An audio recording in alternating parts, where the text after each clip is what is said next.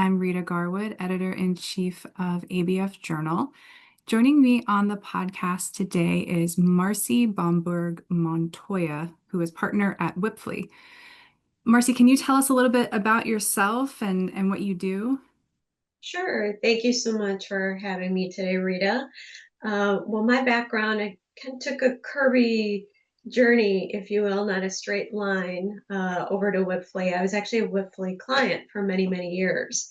So prior to joining the firm about 7.5 years ago, I had numerous different things that I did in my career. So, as part of an executive team at a community development financial institution, I was in traditional banking in the M&A space. I also had my own consulting group working with startups and say take to market strategies, capital raise activities, future planning, working in the technology space. So I guess you could say I was a serial entrepreneur dealing with a lot of different kinds of planning and in a lot of different kinds of markets. So as a Wipfli client, they tapped me on the shoulder and asked if I would come in and start our strategic advisory services team. And that's really what I do today. So we started small. We have a very much of a growing team across a lot of different industries.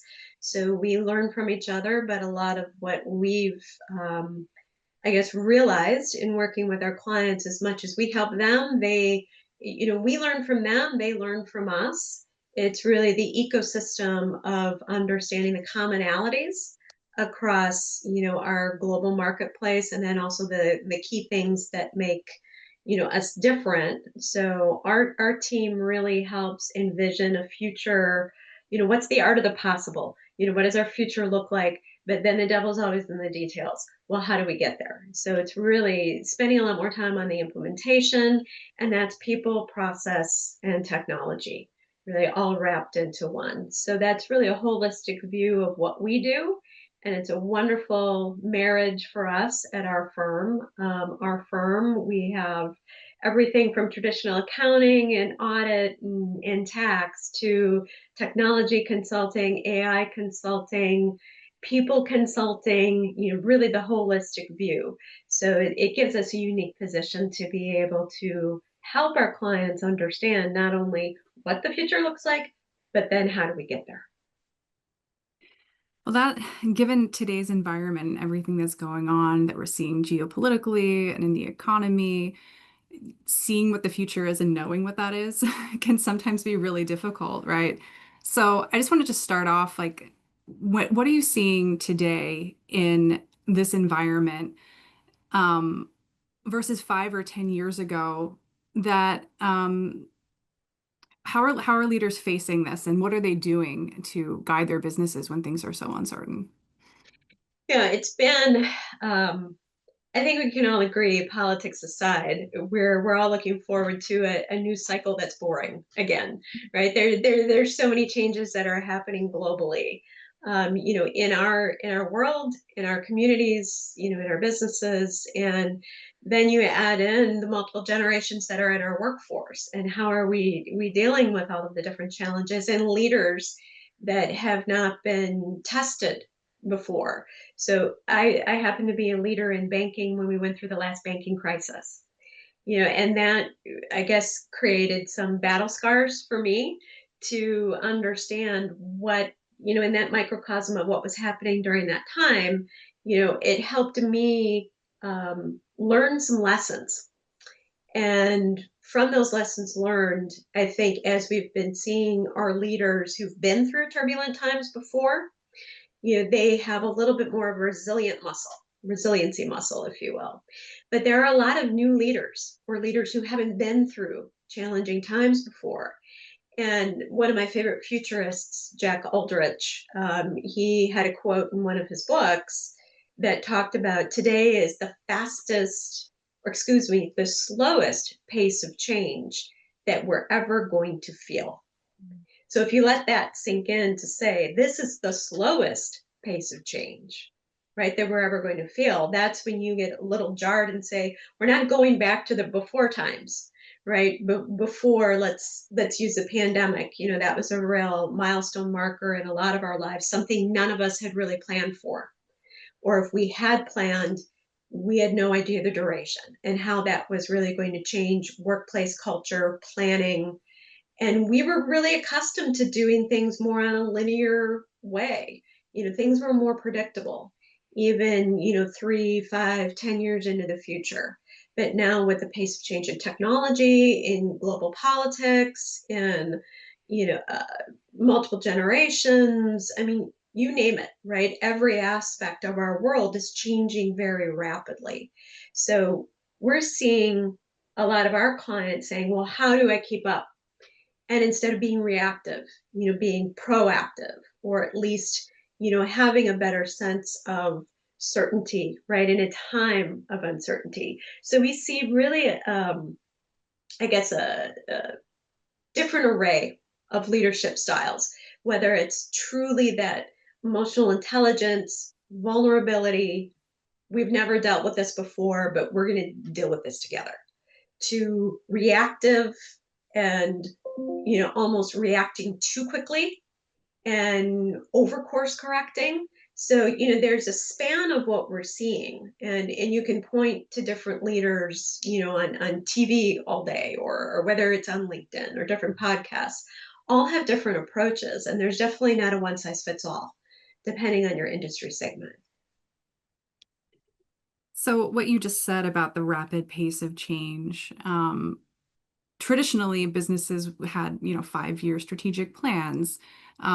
You've been known to say that that is a relic, that it's not something that you can really do anymore. Why doesn't that model work, and what should leaders do instead?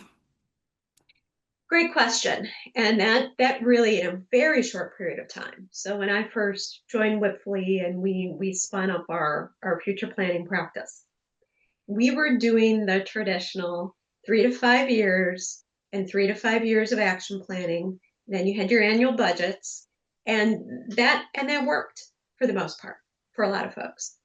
Then we started seeing the evolution as different things, whether it's technology advancements, changes to attitudes around what a workplace should be and how a workplace works, to different political ramifications, to changing attitudes in the market. You look at a lot of the, we'll call it the titans, right, of different, let's just use, Blockbuster and Netflix. People have studied that forever, right? When you look at different retail or big box stores, moving to online, just how quickly things changed. That traditional planning, I liken that to, the cartoons. I'm Gen X, so I grew up watching Saturday morning cartoons, right? The Wile E. Coyote, right, and Roadrunner, where if you're a Wile E. Coyote running straight off of that bridge, even though there's a sign that says the bridge is out, that's how I liken our traditional planning, because we stay really core to that, and that becomes static and not dynamic. So as we've seen that evolve, those mid-market companies that have more of a agile mindset, borrowing from our friends in software design, kind of an agile framework to say, I have a vision of where I'd like to go. And that vision could be 5 to 10 years out, but how do I build in kind of a rolling planning sort of mentality, that it's not just about budgeting, it's not just about what's uncertain, but building in that flexibility to say, are we doing a situational assessment, say every quarter, to say what is changing around us that we either need to react to, or trend lines that are occurring, that if we're a little bit more proactive, we can win this game.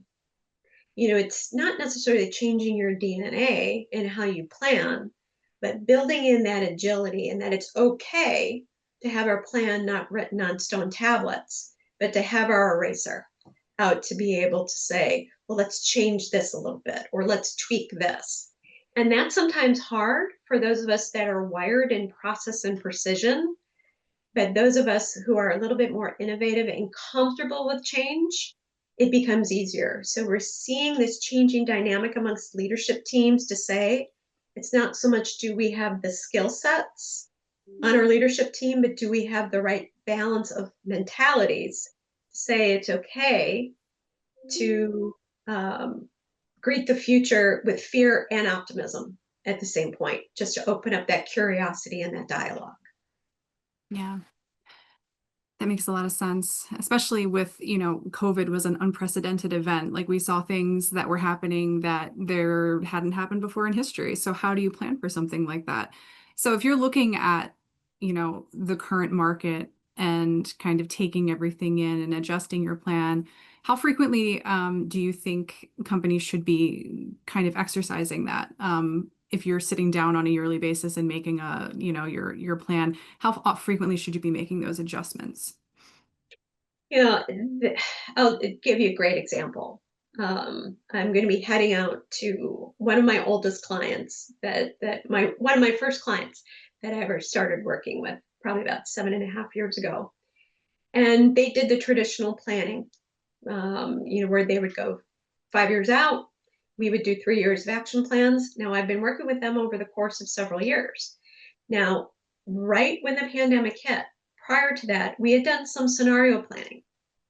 So within their risk profile and some of the things they were required to do because they were a regulated entity, they had to do some tabletop exercises of, say, business continuity or, let's say, pandemic planning. So they already had some of that in place that they were required to do. So when I called them as soon as the world shut down, I said, "How are you doing?" And the CEO said to me, "We're doing extraordinarily well. All of those things that we were forced to do by our regulators actually have benefited us because we had contingency plans in place." So whether, we don't know how long this is going to be, but then, that conversation then flash forward another year when it was time, they do annual plan refreshes is what they would do. So they would test the assumptions that were made for their plan. What's still valid? What's no longer valid? What is new? And what should we be considering a little bit further out that may impact us? So they took their planning exercise and started to do more scenarios, more what ifs, more what abouts. And by doing that, they were replicating what they were required to do by their regulators in scenarios that seemed really outlandish. Because if you think about the whole world shutting down, because of a pandemic, that's an outlandish, scenario that we wouldn't have thought possible. We would have thought that was a very small capability. So what this CEO learned and what we're taking forward into our session this Friday is that we are going to create quarterly action plans and refresh our assumptions every quarter. So they do their plan every year, but they get together as a team quarterly and look at their assumptions, meaning internally, but then externally. How might they need to pivot or adjust? So it's just small tweaks that are based on those scenarios and situational assessments that they are focused on instead of heads down tasks.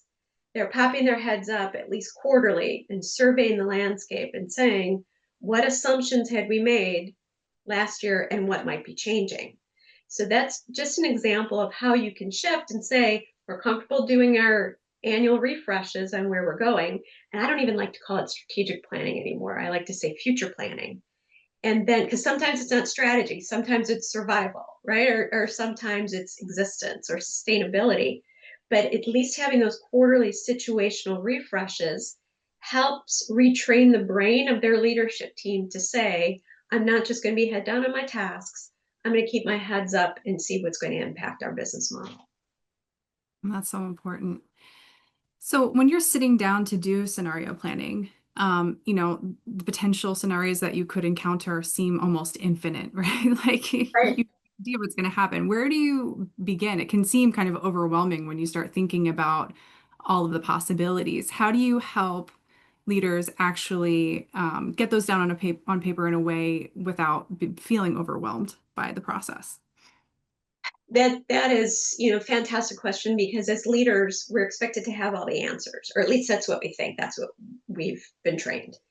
There is power in vulnerability of leaders to say, I don't have all the answers. I like to joke around, well, if you did, I probably wouldn't be talking to you. You'd be sitting on your own island right now, and but it's easy to say, what is our market segment? This is where we start. So if I'm, let's say I'm a manufacturer, versus if I'm in a highly regulated industry, or am I startup technology, or am I a community-based nonprofit, right? We can't forget those. It's understanding first your industry segment. So I say to people, what's unique? We always start with, what's unique about you? What's unique about your industry? What are the things that are specific just to you? So if you take a bank versus a healthcare group, right, versus a technology startup, there are going to be uniques, but a lot of the basics are still the same. And when we think about these, there's something that I love. It's called the future forces theory. Another futurist that I follow, Amy Webb, out of New York University, Future Today Institute. And I first read an article of hers on LinkedIn many, many years ago. And it really sparked this idea of 11 sources of macro disruption in our world that are outside of leaders' controls, but they can skew either positive, neutral, or negative. So oftentimes an exercise that, send somebody a white paper on it just to read about these 11 sources. And they span everything from, since we talked about the pandemic, health events to demographic shifts, think wealth distribution, right? When you think about, how younger generations think about wealth much differently, than say another generation and how they think about wealth. You look at politics, technology, global events. And so to take these 11 sources and think about how they may impact either your clients, right, your stakeholders, your business model, positive, neutral, or negative. And it's a good exercise to say, just brainstorming about, well, what about this particular area? Let's use broadband, for instance. Like, I have clients in rural areas where there's implications, right, on their access to information, their access to the internet. Well, that's something that they can point to as a unique, how is that going to impact our business model? Just one example. But by taking those 11 sources and start looking at the scenarios on what happens if they're something with AI, right? Something with quantum computing, just looking at the technology side. What about demographic changes or shifts? Great example was a bank CEO I had talked to who's in a rural area, and he was passing the torch to his daughter. And she was a climate attorney. And I gave him the article. He came back to me and he said, I have it, meatless meat.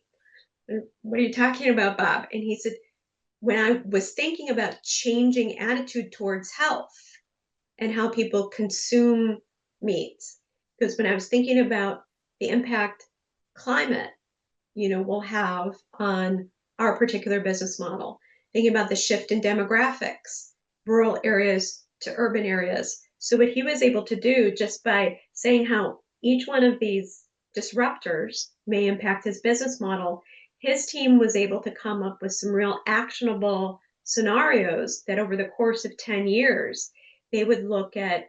They were financing farms that were essentially raising different things for livestock, right? And what he ended up finding was they could go adjacent to that for things that they already knew, but that would follow those trends on how people thought about health, consumption, and just his overall business model. That's great. So even if leaders come up with great, future planning, they still need to get the buy-in of their company and their team, right? How can leaders get everybody aligned with the vision, especially if they're having to pivot and, adjust along the way? Storytelling is huge.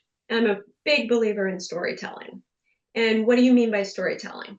So in the case of, some of the nonprofits that I work with, it's the impact that they have in their communities and how each individual has influence over those impacts. How does their job, whether they're, the janitor or whether they're, on the front line, how does that impact the overall organization and what they're trying to do in their communities? In the case of, say, a manufacturer, it's how does that one person on the shop floor impact, right, the overall future development? So it truly is about connecting an individual to the impact that you want to have as a organization, as a mid-market company. Because in all the work that we do and all the studies that we've done and all the interviews that we've done, um, the biggest commonality we see, regardless of the type of organization, is that an individual, if they are disconnected from how they help move the ball forward, you end up having a weak link, right? That creates disengagement. And through storytelling and understanding, this is how what I do impacts our overall future planning. You find better morale, better engagement, even in times of fear and uncertainty. They know I have the ability to impact our overall future, but only if they know how. So that storytelling is really powerful. Definitely. So you work with a lot of middle market firms. What is one common mistake that you see leaders making during times of volatility, and how can they avoid making mistakes like that? I think the mistakes are staying true to, or staying maybe dedicated to the ways you've always done things. So saying that what we've done in the past is not a predictor of future success. So I see leaders staying with, well, we've always done it this way. We're just going to stay the course, tied to their legacy. We'll call that legacy models. Not that it was wrong, but this is what worked for us in the past. And not necessarily being willing to experiment, but within a risk framework, right? When you say experiment, a lot of people bristle. Well, we don't have a whole lot of room to experiment, but within your risk framework, how are you going to allow people the ability to think differently? So it's building the culture of we're going to reward innovative thought processes, creativity. And innovation and creativity doesn't mean creating something new, so, necessarily invention. Sometimes it can be about combining things differently, right? Combining things that already exist differently. But the biggest mistake that I see from many leaders during times like this is sticking with the way we've always done things instead of allowing for a shift in something new incrementally. Sometimes it's continuous improvement. It doesn't have to be reinvention, and it doesn't have to be scary. It can be putting a roadmap in place that will continue, and you can then adjust. So if you're going too far in your risk framework and you're staying that course too, well, you're not allowing to say, well, this isn't going to work. How do we backtrack or shift course? So I think the real simple answer, Rita, is to say, don't stick with your legacy ways of doing things. Honor that legacy, but allow your entire teams to be able to think a little bit differently. That makes a lot of sense. So during times of uncertainty, leadership might feel uncomfortable expressing that to their team. You talked earlier about, vulnerability is required to say, I might not have all the answers. I might need to be pivoting. You also talked about storytelling. Um, is transparency the best approach during situations like that? And then how do you actually implement the storytelling that you were talking about? Like, what's a practical way that you can relay that story to your team? I think, there needs to be kind of a rational optimism, to coin that phrase, to say you want to balance hope and realism, right? And that helps you maintain morale and momentum. But when we think about transparency and vulnerability, I remember several years ago, I brought up something about vulnerability. And somebody said, I can't be vulnerable. People expect me to lead, they expect me to have all the answers. So, well, think about how harmful that could be if we still come across like we have all the answers, but then things happen to us that are negative. Where does that put us as a leader? We need to be okay to say, I don't have all the answers because there are so many things outside of my control. But what we can do as a leader and as a leadership team is to say, we're in this together and we are going to do our best through scenario planning, through understanding risk, through looking at the things we can control, meaning contingency plans, business resumption plans, kind of emergency buttons, if you will, a plan A, a plan B, a plan C, to build in kind of that resilience and that agility. But as a leader, to say, these are times we haven't seen before. I don't have all the answers, but we're in this together. And we are going to build muscles together to find a way through it. And we're going to stay optimistic, even if things may look dark on any given day, right? We're going to remain optimistic that this too shall pass, and we're in it together. To me, I've seen leaders that have been really successful are the ones that say vulnerability and transparency doesn't mean weakness. It means admitting we're not in control of everything around us. Of course, the one caveat when it comes to transparency, when there's personal issues, HR related issues, all of those things, we want to protect confidentiality of individuals, right? And follow all of those, protocols, because it's all trust. But I think I've seen in the work that we've done too, when we've talked to focus groups about why there's a lack of trust in certain organizations, it's because leaders are not sharing a decisioning thought process with their teams. So when they include their teams, and here's how we're thinking about the decisions that we have to make, and understanding the why, even when it's a tough decision, like laying people off or downsizing, it's the understanding. And that's where trust. So it's not so much lack of trust as when dastardly deeds are being done. The lack of trust comes from not understanding the thought process on why decisions are being made. Yeah. So I wanted to shift gears a little bit and talk about AI. We've been talking a lot about uncertainty, and AI has been causing a lot of uncertainty. It's shifting things around, customer expectations, operations. People are sometimes being displaced by AI. What advice do you have for leaders who feel behind or unsure about how to respond to, AI, either as a threat or as an opportunity? Right, there's psychological aspect of it, and then there's the operational aspect of it. So when we think about psychology, I wrote something down here that said our pace of change, the pace of change collides with our brain's natural resistance to uncertainty.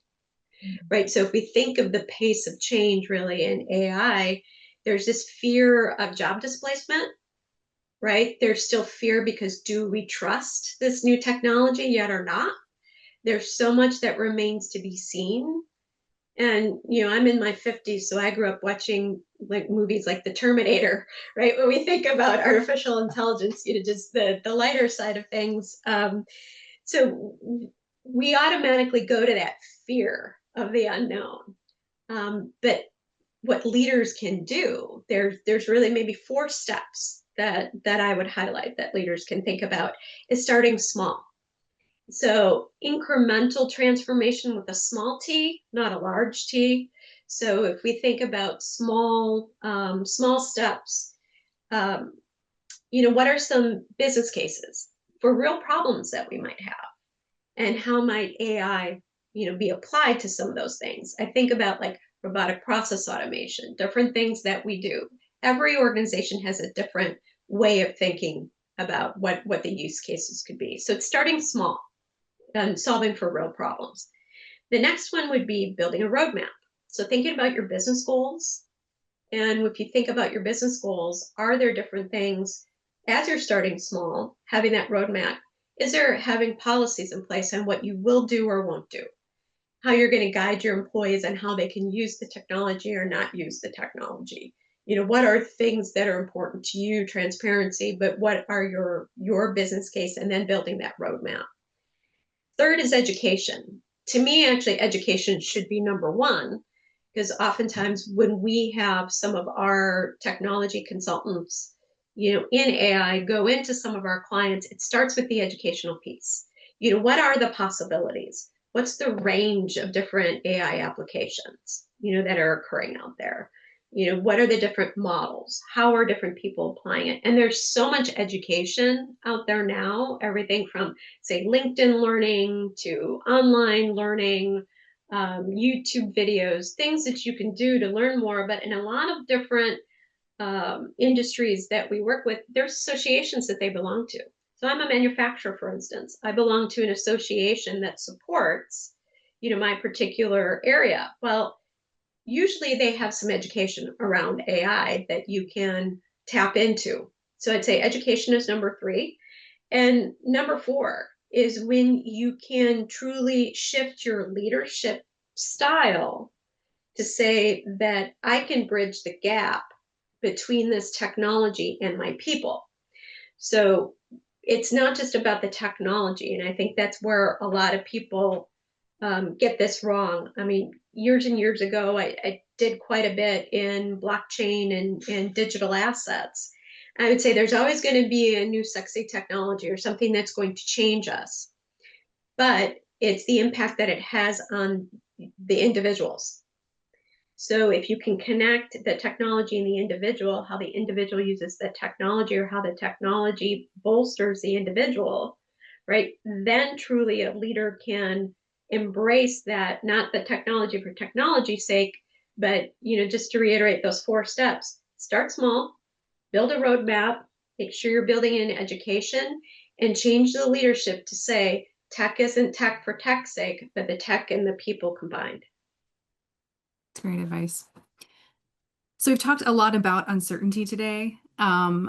What are things that leaders actually can control right now that make the biggest difference to their companies? It's going to sound cliched or sound squishy a little bit. And coming from somebody who really came from highly regulated industries and was focused on ROI and bottom line, the one thing you can control is how you are working with your people. And it really does become about your conversations that you're having with your people, being realistic about what's happening in your world.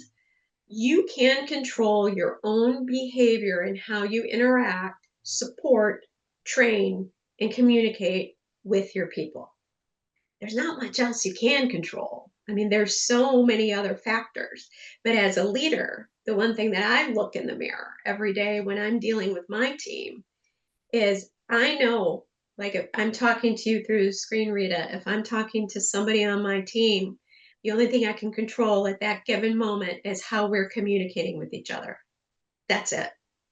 And everything else from there is going to be happening around us. And then I have to decide how I'm going to communicate and how I am going to get up every day and know I don't have all the answers, but I'm going to be honest. I'm going to build that trust.